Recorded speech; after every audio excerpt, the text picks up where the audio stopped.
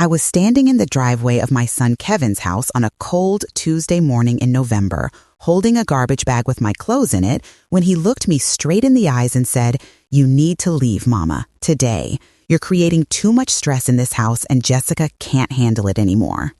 Before I could even ask what I'd done wrong, before I could defend myself or understand what was happening, Jessica appeared behind him with my purse and the small suitcase I'd brought when I moved in 6 months ago. "We've called you an Uber," she said coldly. "It'll be here in 10 minutes. You can stay at a hotel until you figure something else out." I stood there in shock, my 72-year-old hands shaking, watching my own son turn his back on me and walk into the house like I was a stranger he was dismissing from his doorstep. And that's when I knew something was terribly, deeply wrong. This wasn't about stress. This was about something much darker, and I was going to find out what. My name is Ann Williams, and I'm 72 years old. Until that morning, I'd been living with my older son Kevin and his wife Jessica in their large home in Mount Pleasant, just outside Charleston, South Carolina. I'd lived in my own house on Magnolia Street for 48 years, the house my late husband Thomas and I bought when we were newlyweds. Thomas died 10 years ago from complications of diabetes, and I'd managed fine on my own ever since. But 6 months ago, Kevin had called me sounding concerned. "Mama, Jessica and I have been talking. We don't like you living alone in that old house. What if something happens? What if you fall or get sick and nobody's there?" "Baby, I'm fine. I have neighbors who check on me. I have my church friends." "It's not enough, Mama. We want you to come live with us. We have plenty of room. Emma would love having her grandmother around more. And Jessica and I would feel so much better knowing you're safe." I'd hesitated. I loved my independence, my little house, my routines, but Kevin had been so persuasive. And the truth was, I did get lonely sometimes in that big house by myself. "What about my house?" I'd asked. "We can rent it out. That'll give you extra income. Or you could sell it eventually if you decide you want to stay with us permanently." After much prayer and consideration, I'd agreed. I rented my house to a nice young couple, teachers who promised to take good care of it. The rent was $800 a month, which supplemented my Social Security nicely. I moved into Kevin and Jessica's guest room with my clothes, my photo albums, and a few precious items from the life Thomas and I had built together. For the first month, things seemed fine. I helped with my granddaughter Emma, cooking dinners, doing light housework. I tried to be useful, to earn my keep, to not be a burden. But slowly, I started noticing tension. Jessica would make comments about how I loaded the dishwasher wrong, how I folded the laundry incorrectly, how I was interfering with Emma's bedtime routine. Kevin would come home from work tired and stressed, barely speaking to me some evenings. I tried to make myself smaller, quieter, less intrusive. I stayed in my room more. I stopped offering to help with Emma. I asked permission before using the kitchen, but nothing I did seemed to be right. Then, 2 weeks ago, Jessica had started making comments about my memory problems. "Ann, you already asked me that question this morning. Don't you remember?" "Ann, you told me that story yesterday. You're repeating yourself." "Kevin, I'm worried about your mother. She seems confused." I wasn't confused. I wasn't repeating myself. But Jessica was building a narrative, and I didn't understand why, until that Tuesday morning when they threw me out. I remember Kevin as a little boy, maybe 6 years old, coming into the kitchen one morning while I was making breakfast. Thomas had been out of work for 3 weeks due to an injury, and money was desperately tight. Kevin had climbed onto a chair and wrapped his little arms around me. "Mama, when I grow up, I'm going to take care of you. I'm going to make sure you never have to worry about anything." I'd kissed his forehead. "You're already taking care of me, baby, just by being you." That memory felt like it belonged to a different person now. The man who'd just thrown me out of his house bore no resemblance to that sweet little boy. The Uber arrived. I climbed in with my garbage bag and my suitcase, feeling more humiliated than I'd felt in my entire life. The driver, a young woman named Maria, looked at me with concern. "Ma'am, are you okay? Do you have somewhere to go?" I'm not sure. Can you take me to a hotel? Something not too expensive." She drove me to a budget inn on the outskirts of town. I paid for 3 nights with my credit card, using money I couldn't really afford to spend.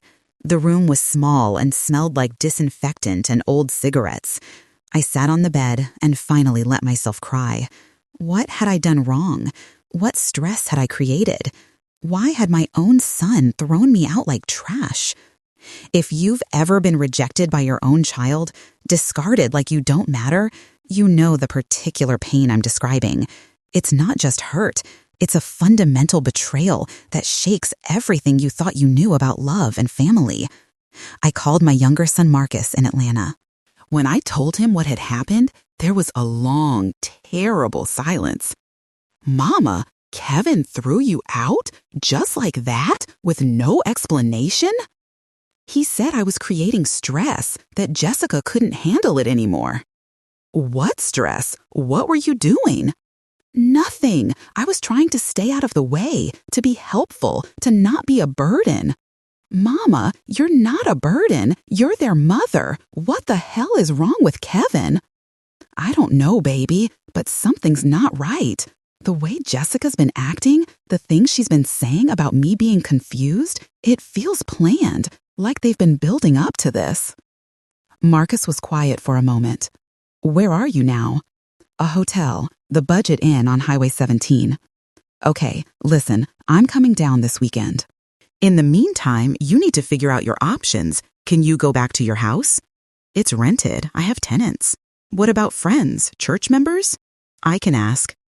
After I hung up with Marcus, I sat in that hotel room trying to think clearly through the hurt and confusion. Why had Kevin been so insistent that I move in with them? Why had he pushed me to rent out my house? Why had Jessica started making those comments about me being confused? And then a terrible thought occurred to me. What if this was never about my safety? What if there was another reason they'd wanted me out of my house?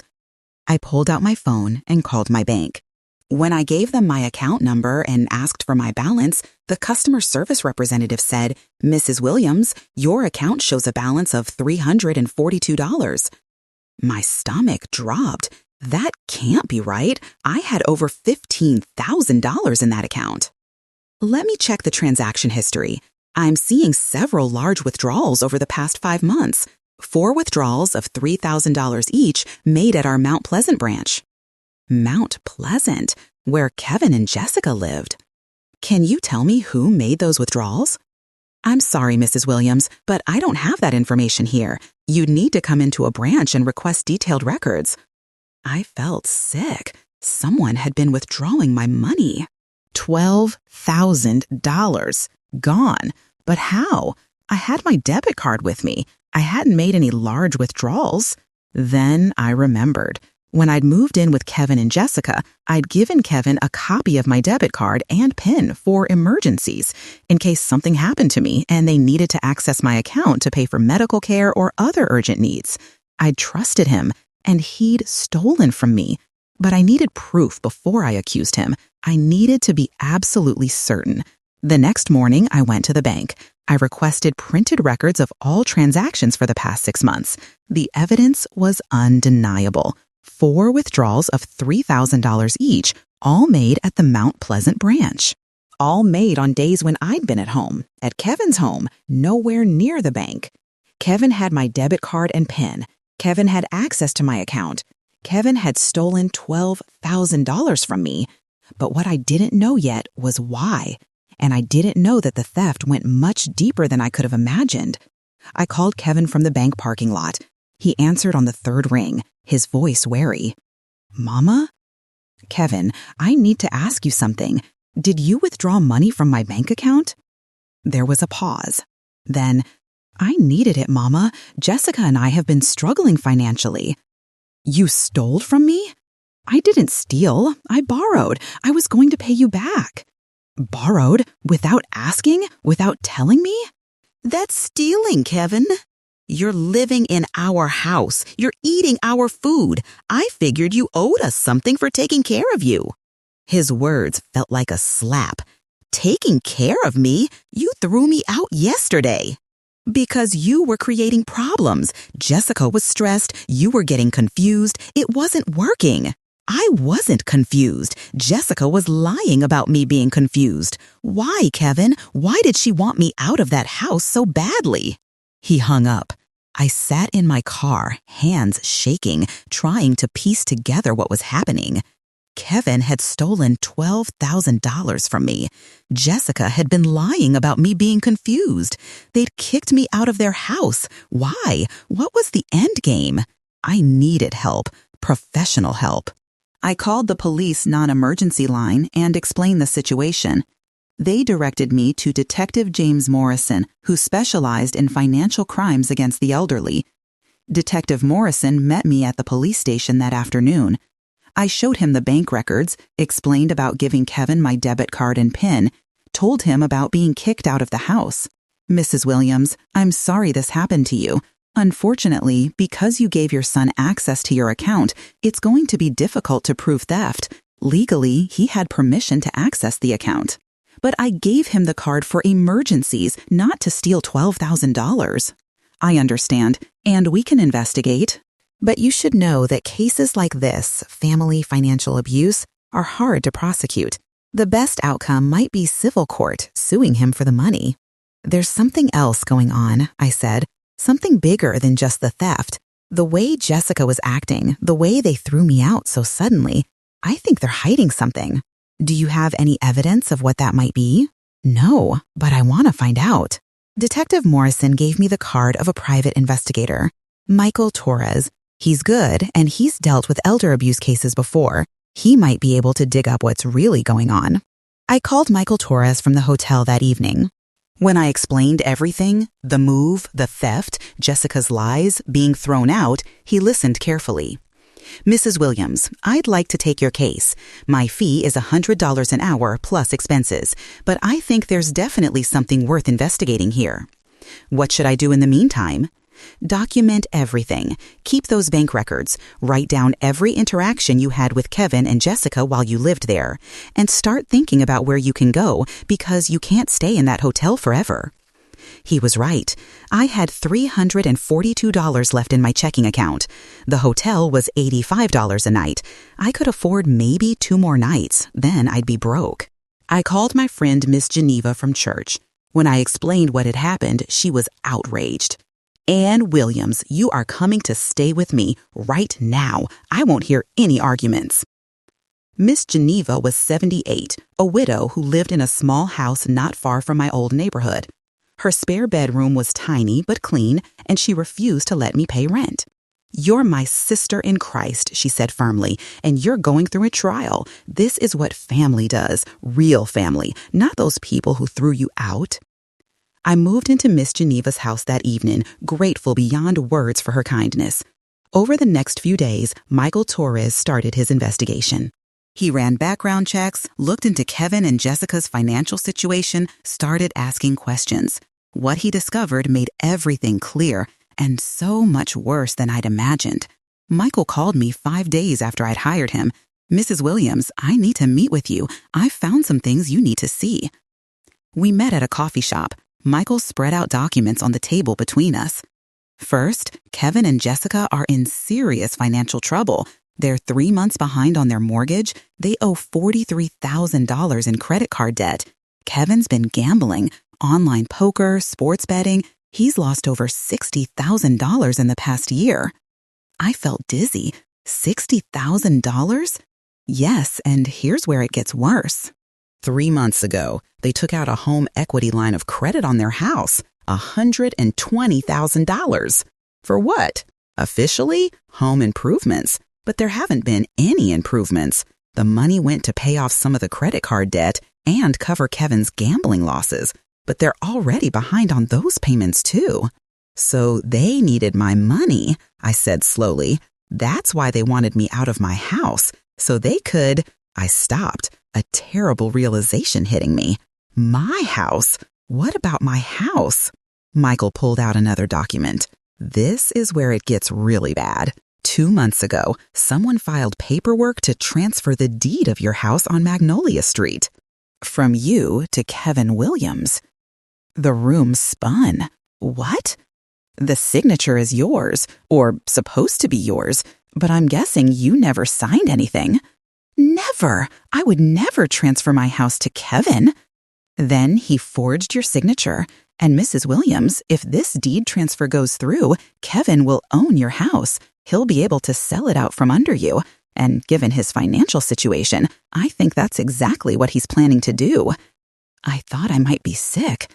That's why they wanted me out of the house. That's why Jessica was saying I was confused. They were building a case that I wasn't competent, that I couldn't manage my own affairs. They were going to take everything from me. Michael nodded grimly. I think that was the plan. Get you declared incompetent, take control of your assets, sell your house to cover their debts. Can they do that? Can the deed transfer actually happen? It already has. The paperwork was filed and approved. As of right now, legally, Kevin owns your house. I felt tears streaming down my face. Thomas and I had bought that house 48 years ago. We'd raised our children there. We'd built our life there. It was supposed to be my security, my safety net, my home. And Kevin had stolen it. What can I do? I whispered. You fight. You report the forgery to the police. You file a lawsuit to reverse the deed transfer. You get a lawyer and you fight with everything you have. If you've ever discovered that your own child has been systematically planning to rob you of everything you own, you understand the particular horror I felt in that moment. It wasn't just about the money or the house. It was about the calculated betrayal, the premeditation, the cold willingness to destroy their own mother. I went to Detective Morrison with Michael's evidence. He looked over the forged deed transfer and shook his head. This is fraud, forgery, elder abuse. Mrs. Williams, I think we have enough for criminal charges. Will that get my house back? The criminal case is separate from civil recovery. You'll need a lawyer to file a lawsuit to reverse the deed transfer. But the criminal charges will help your civil case. I hired an attorney named Dorothy Chen who specialized in elder law and estate fraud. When she reviewed the evidence, her face hardened. Mrs. Williams, what your son has done is despicable. We're going to fight this with everything we have. She filed an emergency motion to freeze any sale or transfer of my house while the case was pending. She also filed a lawsuit to reverse the fraudulent deed transfer. And Detective Morrison filed criminal charges against Kevin for forgery, fraud, theft, and financial exploitation of an elderly person. Kevin was arrested on a Wednesday morning. Marcus called me with the news. Mama, Kevin just called me from jail. He's furious. He's claiming you've ruined his life. I ruined his life? He stole from me. He forged my signature. He tried to steal my house. I know, Mama. I told him exactly that. I told him he brought this on himself. Jessica's apparently trying to distance herself from the whole thing, claiming she didn't know what Kevin was doing. That's a lie. She was part of it. All those comments about me being confused, she was building their case. The legal process ground forward slowly. Kevin posted bail and immediately started a campaign to paint me as a vindictive, confused old woman who didn't understand what she'd signed. He called people from church, told them I was suffering from dementia, that I'd willingly transferred the house to him and now didn't remember. But I had allies. Miss Geneva stood up in church and told everyone the truth. Marcus came down from Atlanta and spoke to anyone who would listen. And my lawyer, Dorothy, subpoenaed witnesses, including the tenants renting my house, who testified that Kevin had called them 2 weeks before I was thrown out, asking when their lease was up because he was planning to sell the property. The evidence of premeditation was overwhelming. 6 months after Kevin's arrest, we went to trial. I had to testify, had to sit in a courtroom and detail how my own son had systematically planned to rob me. The prosecutor showed the jury the bank records, $12,000 stolen, the forged deed transfer, the evidence of Kevin's gambling addiction and massive debts, the testimony from Jessica's own mother, who admitted that Jessica had told her months ago that they were planning to take care of Anne's house situation. Kevin's lawyer tried to argue that I'd given permission for everything, that I was confused and didn't remember. But Dorothy had prepared for this. She had me evaluated by 2 different geriatric psychiatrists, both of whom testified that I showed no signs of dementia or cognitive impairment. She presented my meticulous financial records from before I moved in with Kevin, proof that I'd been managing my money perfectly well until he started stealing from it. She showed the jury the timeline, how Kevin had convinced me to move in, convinced me to rent out my house, gotten access to my bank account, and then systematically robbed me while building a false narrative about my incompetence. The jury deliberated for 6 hours. When they came back, Kevin was found guilty on all counts. The judge looked at Kevin with disgust. "Mr. Williams, you targeted your own elderly mother. You stole from her, you forged documents, you planned to take her home, the home she and your father built together." This is one of the most callous cases of elder abuse I've seen. He sentenced Kevin to 4 years in prison. He also ordered full restitution, $12,000 in stolen money, plus legal fees, plus damages. And most importantly, the civil court reversed the fraudulent deed transfer. My house was mine again. I sat in the courtroom watching my son be led away in handcuffs, and I felt grief and relief in equal measure. Jessica divorced Kevin 3 months later. She claimed in the divorce proceedings that she'd been manipulated by him, that she hadn't known the full extent of his plans. The court didn't entirely believe her, but without concrete proof of her involvement in the forgery, she faced no criminal charges. She moved back to her parents' house with my granddaughter Emma. I tried to maintain a relationship with Emma, but Jessica made it difficult, screening my calls, limiting visits. It hurt, but I'd learned that I couldn't sacrifice my own well-being for people who didn't value me. Marcus helped me move back into my house on Magnolia Street. The tenant's lease had ended, and they'd moved out, leaving the place clean and well-maintained. Walking back into that house after everything that had happened felt like coming home after a war. Every room held memories, good memories, of Thomas, of raising my children, of building a life. Kevin had tried to take this from me, but I'd fought back, and I'd won. Miss Geneva came to visit one afternoon, bringing fresh-baked cookies and her warm smile. "Anne, I'm so proud of you. You stood up for yourself. You didn't let them destroy you." I almost didn't fight, I admitted. Part of me wanted to just let it go, to avoid the conflict, to protect Kevin from consequences. But you didn't. You protected yourself instead. That took courage. It took desperation. I didn't have anywhere else to go. I didn't have anything else to lose. Maybe, but you also had strength you didn't know you had, and you showed other women, other mothers who've been used by their children, that it's possible to fight back. She was right. Over the following months, I heard from several women in my church who'd been financially exploited by their adult children. They'd seen my story, seen me stand up for myself, and it had given them courage to do the same. One woman, Dorothy, told me her son had been borrowing money from her for years, never paying it back, to the point where she'd exhausted her savings. After seeing what I went through, she finally said no to him. He was so angry, she told me. He said I was selfish, that a good mother would help her son. But I remembered what you did, how you stood your ground, and I realized I'm not being selfish, I'm being wise. Kevin served 3 years of his 4-year sentence. When he was released, he called me. "Mama, I'm out. I need a place to stay while I get back on my feet." The audacity took my breath away. "No, Kevin." "What do you mean, no? I'm your son." "You're the son who stole from me, who forged my signature, who tried to take my house, who threw me out like garbage when I didn't serve your purposes anymore. I served my time. I paid my debt to society." "You paid your debt to the legal system, but you haven't paid your debt to me. You haven't apologized. You haven't acknowledged what you did. You haven't changed. So you're just going to abandon me?" The irony was almost funny. "Kevin, you abandoned me first. You threw me out of your house with a garbage bag of clothes. You stole my money and tried to steal my home. And now you want me to take you in like nothing happened? I'm your son. Doesn't that mean anything? It means you should have treated me better.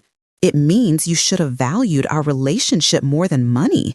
It means you should have protected me instead of victimizing me. I paused. Kevin, if you want any kind of relationship with me, you need to do 3 things. First, you need to actually apologize, not for getting caught, but for what you did. Second, you need to get help for your gambling addiction and whatever else made you think it was okay to steal from your mother. And third, you need to rebuild trust through consistent, honest actions over time. And if I do all that, then maybe, eventually, we can have some kind of relationship, but it will never be what it was. That trust is gone, and you're the one who destroyed it. He hung up on me. I heard through Marcus that Kevin moved in with a friend, got a job at a warehouse, and was struggling to adjust to life after prison. Part of me felt sorry for him, but a larger part of me knew that he'd brought this on himself. I thought about a conversation I'd had with Thomas years ago when the boys were teenagers and Kevin had been caught cheating on a test at school. Annie, we can't protect him from this, Thomas had said. He needs to face the consequences. That's how he'll learn. I'd wanted to intervene, to talk to the teacher, to minimize the fallout, but Thomas had been firm. If we rescue him from every consequence, he'll never learn accountability. He'll never learn that his actions matter. Kevin had gotten a 0 on the test and had to retake the class.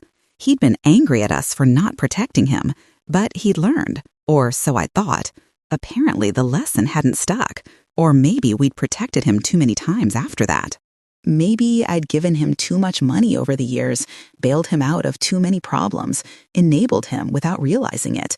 I couldn't change the past, but I could change the present. I could set boundaries, I could protect myself, and I could live with the consequences of those choices.